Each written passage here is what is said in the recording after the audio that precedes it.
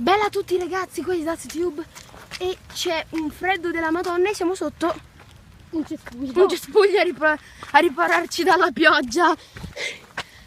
Non far vedere la faccia magari. E che bello andare in giro appunto siamo usciti di casa dopo aver finito il primo video.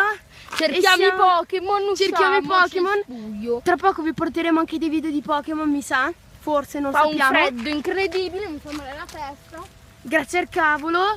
E bella a tutti.